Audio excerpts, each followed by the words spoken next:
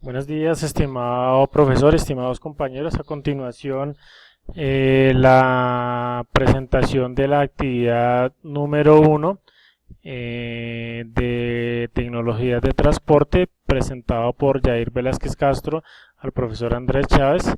En este momento vamos a ver los tipos de vehículos terrestres y marítimos. Primero una definición de de medios de transporte y vehículos. Vemos como definición de medio que es todo aquello que sirve para alcanzar un cierto fin.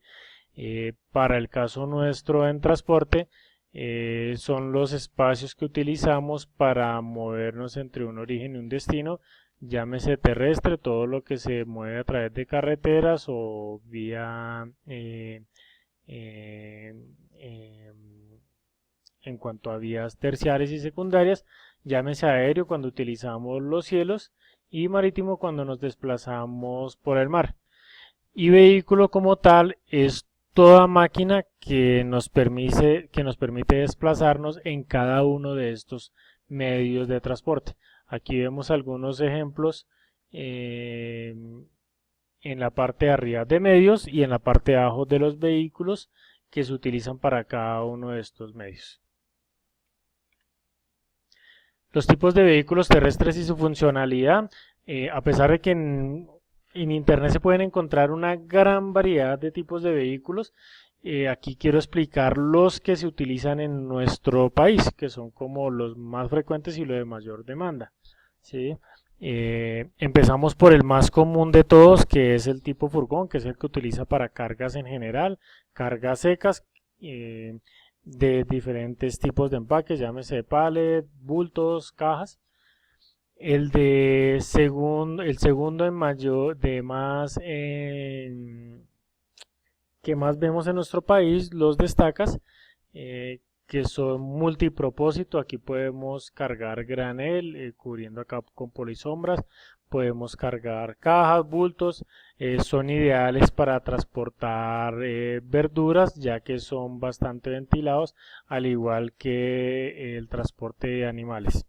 Aquí lo vemos sin carpa, pero pues digamos que es como se ve una vez hayamos retirado la carpa. Las volquetas que normalmente se usan en el sector de la construcción para el transporte de materiales, como la arena, la gravilla. Los tanques que los utilizamos para transportes de líquidos a granel, como el petróleo o el crudo o los combustibles. Los portacontenedores o planchas, que son vehículos cuya plataforma es simple y trae unos aditamentos en las esquinas que se llaman trompos, que permiten sujetar el contenedor.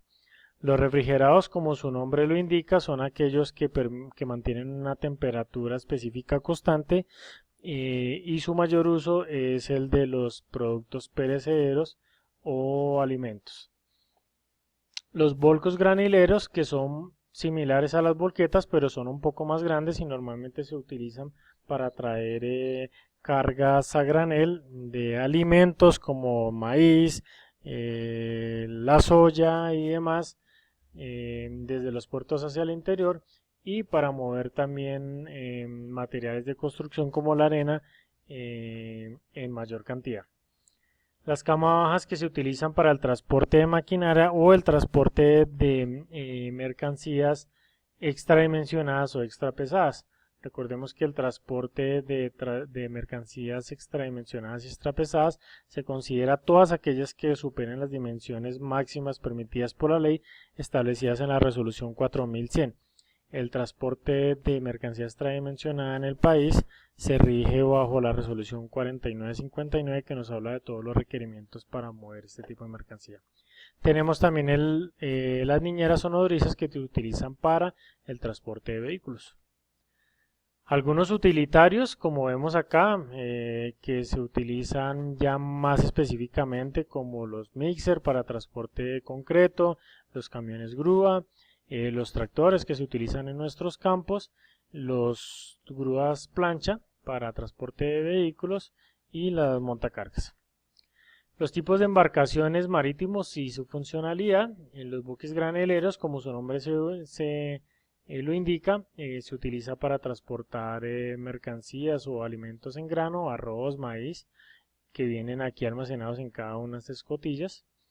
Los gaseros, que se utilizan normalmente para transportar gas. Los portacontenedores, que son como los más comunes, pues se utilizan para todas las mercancías que vienen embaladas en contenedor. Los petroleros, que se utilizan para el transporte de crudo. Los utilitarios, que hay de muchos tipos, se utilizan para transporte de máquinas o piezas grandes en general.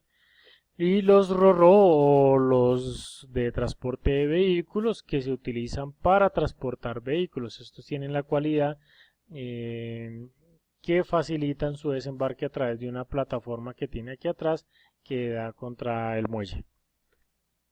Los documentos para transporte, la remesa de transporte terrestre, que es la que ampara toda la mercancía según el Código de Comercio y especifica el tipo de mercancía y las cantidades, así como las novedades en el recibo. El manifiesto de carga, que es el contrato legal en Colombia por el cual las empresas de transporte contratan a los transportistas. Allí van estipulados valores de fletes, impuestos, descuentos y demás. Y aquí vemos algunos específicos como las declaraciones de importación, que es exigible para todas las mercancías que son importadas. Las hojas de seguridad, que son exigibles para cuando se transportan mercancías peligrosas, según lo estipulado en el decreto 1609, y el permiso de envías para todo lo que es declarado como carga extradimensionada.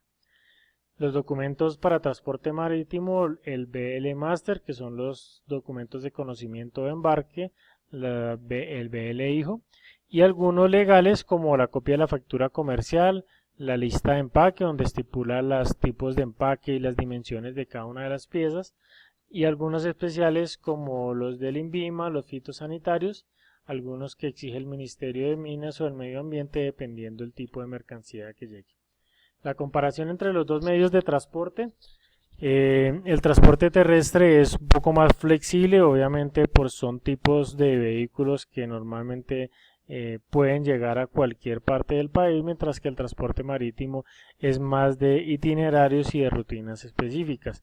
Es más adaptable a nuestro territorio, mientras que el transporte marítimo normalmente las embarcaciones un poco más estándar. En transporte terrestre, aquí en Colombia específicamente, es muy inseguro porque todavía tenemos grandes problemas de orden público, mientras que el transporte marítimo normalmente no se ven temas de seguridad, de inseguridad. Es costoso si lo medimos por unidad de transporte, llámese un ejemplo contenedor. Es mucho más costoso transportar un contenedor acá vía terrestre internamente en Colombia que traerlo, por ejemplo, de China por vía marítima al país. Y esto se da por nuestros altos costos de el combustible y por nuestra topografía y por nuestra infraestructura tan deficiente que tenemos en transporte terrestre. Normalmente estos vehículos son de capacidad limitada, mientras que los vehículos de transporte marítimo son de alta capacidad. Aquí en Colombia la capacidad máxima normalmente que se maneja en los vehículos más grandes, que son las tractomulas, son 34 toneladas de peso. El transporte terrestre aquí en Colombia es muy informal, ya existen casi 1900 empresas, de esas se cree que más de 1000 empresas son de garaje y no manejan todo el tema de norma y de contratación de manera formal, mientras que el transporte marítimo es un poco más formal, ya que son más pocas empresas y son grandes multinacionales. El transporte terrestre, así como lo vemos en los tipos de vehículos, es de mayor variedad, mientras que el transporte marítimo es un poco más limitado, ya que normalmente lo que cambia entre las motonaves es su dimensión, más no las utilidades, el utilitario de los motonaves. También las conclusiones, los dos medios de transporte no son semejantes, tienen características muy diferentes y tienen usos muy diferentes. En Colombia faltan bastantes controles para el transporte de carga terrestre. En cuanto a precio, las navieras ofrecen valores muy estándar y que poco varían para el tema del transporte marítimo, mientras que el transporte terrestre depende bastante de la demanda, depende del precio de los combustibles y de muchas circunstancias externas como los paros, los cierres de vías, lo cual hace que los precios varíen bastante. Pero en esencia, en Colombia es un negocio que el costo lo mueve la oferta y la demanda. Tenemos un gran rezago en infraestructura, como lo mencionábamos en la anterior, lo cual nos hace poco competitivos.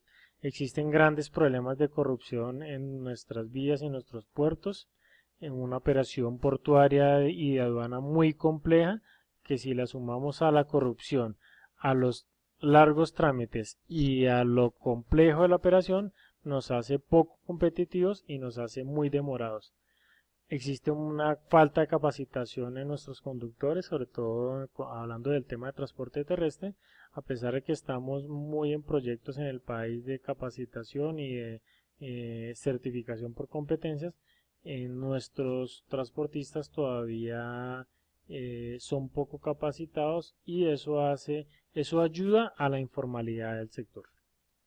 Bien, espero que les haya gustado mi presentación. Es un poco resumida para lo largo que es este tema, pero pues digamos que quisimos abarcar todos los puntos. Muchas gracias.